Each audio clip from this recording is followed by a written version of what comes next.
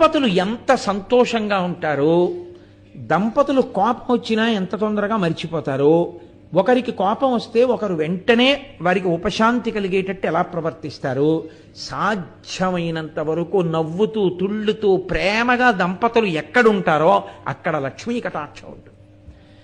ఇళ్లల్లో కలిసి రాకపోవడం అన్నది ఎక్కడుంటుందో తెలుసా అండి? ఎన్ని పూజలు చేశారన్న దాన్ని బట్టి కాదు, ఇంటి ఇల్లాలు కళ్ళనీళ్లు పెట్టుకునేటట్టు ప్రవర్తించి అస్తమానం భార్యాభర్త ప్రతిదానికి చెడి అంటే పెడి అని దెబ్బలాడుకునే చోట లక్ష్మి నివసించదు కలియుగంలో. పరమ ప్రేమతో దంపతులు ఎక్కడుంటారో అక్కడ లక్ష్మీదేవి యొక్క అనుగ్రహము చక్కగా పరిఢవిల్లుతుంది.